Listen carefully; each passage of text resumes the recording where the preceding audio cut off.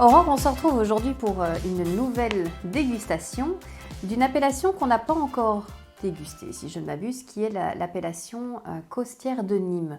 Alors, pour l'anecdote, j'avoue qu'à un moment donné, le Costière de Nîmes, pour moi, ça voulait dire un vin déjà abordable, mais voilà, pas exceptionnel forcément. C'était un choix facile avec un budget limité quand on est par exemple étudiant et qu'on veut quand même accompagner un repas entre copains d'un vin qu'on va quand même pouvoir un petit peu apprécier.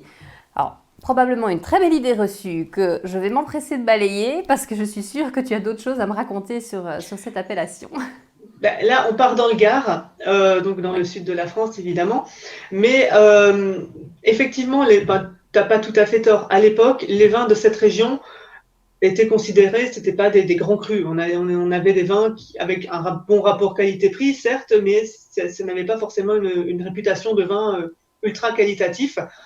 En revanche, depuis une bonne vingtaine d'années, les vignerons... Ne me vieillis pas comme ça. Non, mais moi aussi, hein, Céline, on prend un coup de vieux toutes les deux, alors c'est pas grave. Depuis une vingtaine d'années, les vignerons se sont quand même ont vraiment travaillé pour améliorer toutes leurs méthodes. Et aujourd'hui, dans cette région, on a des choses, on a des petites pépites, des choses absolument magnifiques. Et surtout, on arrive toujours à garder des rapports qualité-prix qui sont tout à fait corrects. On en parlait dans un précédent podcast. Des régions où on peut trouver des bons rapports qualité-prix. Sans mettre des prix exorbitants pour une bouteille de vin, on est en plein dedans. Donc là, effectivement, on est dans le Gard, Costière de Nîmes, avec la famille Chardon et le domaine Terre des Chardons. Tu connais ? Tout simplement. Pas du tout. Pas du tout. Voilà. Alors moi, c'est un petit domaine que j'ai déjà eu l'occasion de découvrir il y a plusieurs années lorsque je travaillais dans la restauration. Et j'ai toujours adoré déguster leur vin. Et là, justement, j'avais envie de te proposer ce vin-là parce que, alors déjà, d'un point de vue dégustation et complexité aromatique, on va partir sur quelque chose que l'on n'a pas encore dégusté ensemble. Il est un petit peu plus atypique, donc forcément ça me plaît. Oui. Et surtout, on a une histoire aussi dans ce domaine et on a une méthode de vinification qui est quand même assez intéressante aussi. Donc, pour la petite histoire et pour recentrer un petit peu tout ça, cette famille, elle est installée dans le Gard depuis 1982, mais avant, ils travaillaient principalement sur le maraîchage et sur l'arboriculture. Année 1999, ils ont décidé de se diversifier un petit peu. Ils plantent 9 hectares de vignes en biodynamie. À l'époque, la biodynamie, en 2002, en 1999, plutôt au début des années 2000, on est vraiment sur quelque chose d'assez avant-gardiste. C'est pas encore vraiment répandu. Et en 2002, ils ont fait leur première vendange, justement. Mais c'est un millésime qui était assez compliqué parce qu'ils ont eu pas mal d'inondations. Donc, ça commençait de façon un petit peu plus... c'était un peu chaotique, oui. Mais ils ont bien commencé quand même. Okay. Et aujourd'hui, ils sont toujours là. Et toujours, j'imagine, dans cette biodynamie. Ils en ont fait oui. leur cheval de bataille, je présume. Ah oui. Donc, dès le début, dès 2002, biodynamie, ils ont la certification Déméter. Donc, Déméter, cette certification, ils l'ont depuis le début. On en a déjà parlé, mais je vais faire un petit rappel quand même. Oui. C'est un label, du coup, qui favorise et qui justifie, enfin, pas justifie, mais qui propose des vignerons qui vont vraiment travailler dans le respect de l'environnement, qui vont vraiment favoriser la biodiversité dans le domaine, dans le vignoble. On va limiter tous les intrants. Donc, tous les produits extérieurs vont être limités lors de la vinification ou même dans les traitements dans les vignes, bien évidemment. On essaie de rester au plus proche du terroir, au plus proche du millésime, des typicités, des cépages, des typicités du vin que l'on va avoir. On travaille avec la nature, on travaille avec le cycle lunaire, et ça a toute son importance aussi. Et quand même une dernière petite précision, une question qu'on m'a déjà posée, Déméter, ça ne concerne pas que le vin, ça concerne aussi tout type d'agriculture. On peut parler de l'arboriculture, on peut parler d'élevage de volailles, d'élevage bovin, de maraîchage. Donc la biodynamie et ce label Déméter, ça s'étend un petit peu plus loin quand même. D'accord, ok. Qu'est-ce qu'ils proposent concrètement dans ce domaine au travers de ce procédé justement? Ce procédé, justement, concrètement, ça va être le travail du vignoble. Bon, à savoir que là-bas, c'est d'un seul tenant autour du domaine, on a toutes les vignes.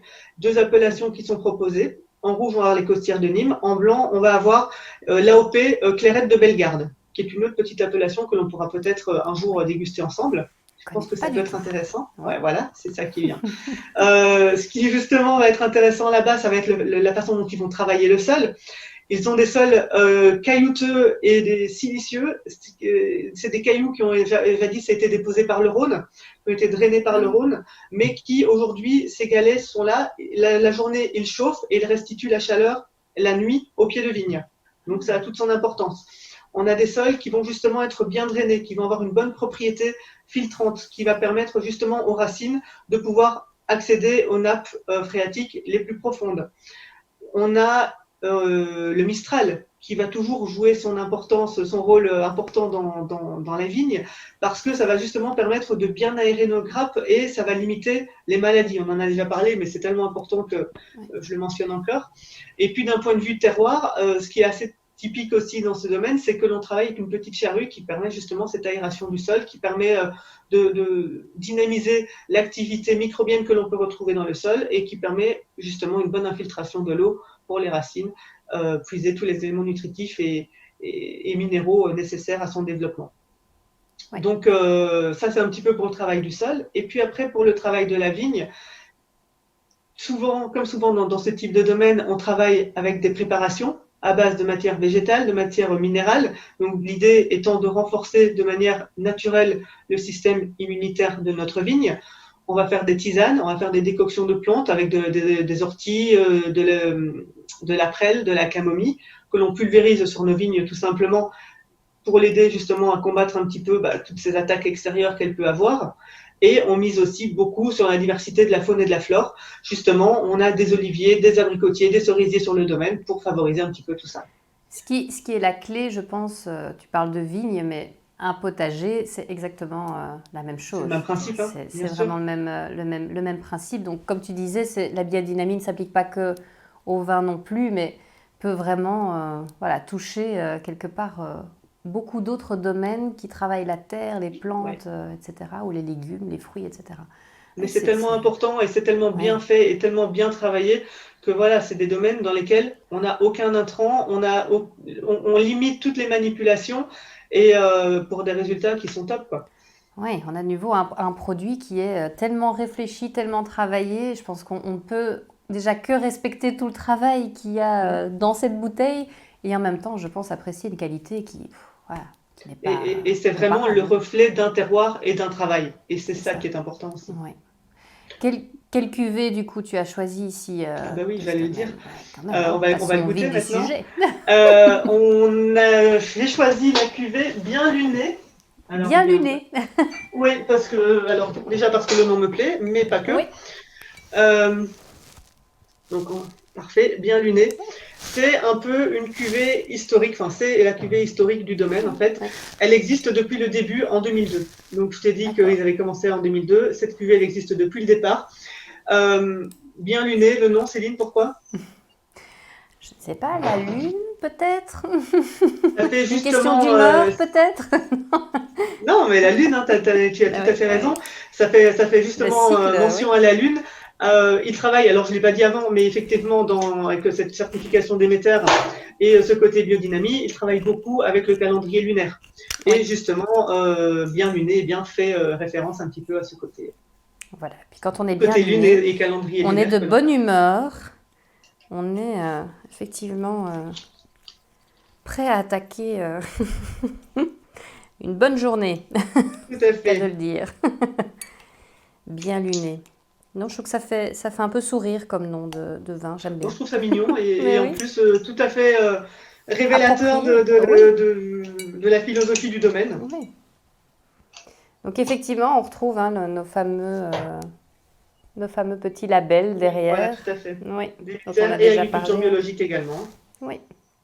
Ah, ils ont tout, hein. Là, je pense que tout le travail qu'ils donnent est bien mérité au travers de ces petits labels. Hop. Alors, sur cette bouteille, excuse-moi, Aurore, parce que... Pardon, attends. oui. Oui, non, c'est parce que je vois l'étiquette et je vois Terre des Chardons, c'est l'illustration d'un chardon. Ce qu'on appelle un chardon. Je pense. Oui. Chardon, c'est aussi le nom de la famille. Hein. Oui, mais c'est ça. C'est voilà, le lien entre les deux. Pas mal. Tout est lié. Donc là, tu as 80% de grenache et 20% de syrah dans cette bouteille. Donc, qui sont des cépages classiques et emblématiques de la région et du sud de la France, des choses que l'on connaît. Oui. Une jolie Avec robe plutôt couleur grenat quand même. très Un intense, joli hein? liseré. Oui, Hein, intense, oui. oui. Hmm. Alors, j'ai l'impression de sentir quelque chose comme... mais c'est pas que ça. Un peu de cerise, mais il y a autre chose. Il y a autre chose que de la cerise. Un autre fruit rouge un peu du même type. Moi, j'allais dire la griotte. Ah C'est ce qui m'est voilà, ben venu. oui, c'est ça, oui. Alors, je sais pas, Enfin, du même type, oui, c'est ça. le côté, oui, c'est des arômes de fruits rouges, cerise, griotte. Oui, Euh, oui. Oui, un le parfum. côté, c'est un peu floral. Il y a un tout petit peu d'agrumes aussi, d'oranger peut-être. Oui, oui, Mais plus que fruits rouges pour d'orange moi. séchée comme ça, tu vois, D'écorce d'orange peut-être, Oui, quelque c'est chose ça, comme oui, ça. oui, oui. Un peu de, Mais même de cannelle ou, enfin, tu un vois, peu épicé, hein, oui, oui. c'est ça, hein, oui. Un peu épicé. Oui, Un c'est peu épicé, un très peu riche, poivré. comme, Ouais. comme parfum. C'est assez intense quand même, hein. Déjà, Oui, le premier nez, même le second nez, bon, oui. ça augmente en intensité, mais on est sur quelque chose d'assez intense, ouais. Oh oui, le deuxième Alors, nez. dans ce domaine, toutes les vendanges se font à la main, pas de machine. Tout est vendangé dans des petites caissettes de 10 kilos, justement pour respecter notre raisin et éviter notre écrasement, dont on a déjà parlé plein de fois. Oui, oui. On a dit pas d'intrants, on utilise uniquement des levures indigènes, donc les levures Mhm. propres au raisin. Il n'y a pas d'apport externe de levure. On travaille sur une vinification classique pour élaborer ce vin. Donc les cépages sont travaillés séparément et assemblés ensuite. Et on a donc très peu de manipulation évidemment, avec juste une petite filtration avant la mise en bouteille. Donc on est sur un process relativement classique C'est ça. d'élaboration en biodynamie. Ok. On le goûte? On le goûte.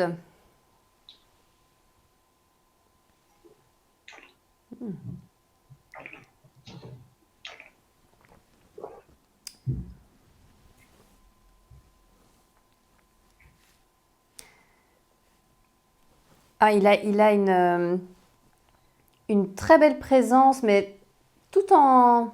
Je sais que le mot n'est pas juste, hein, mais tout en douceur, tout en... Très En finesse, en délicat. Oui, élégance, oui. en finesse, Oui, c'est ça. exactement. Voilà, ça n'explose pas dans la bouche, mais je retrouve, moi, oui, l'impression de croquer vraiment dans une cerise ou à nouveau, hein, oui, un fruit Il y a, très goûtu, quoi.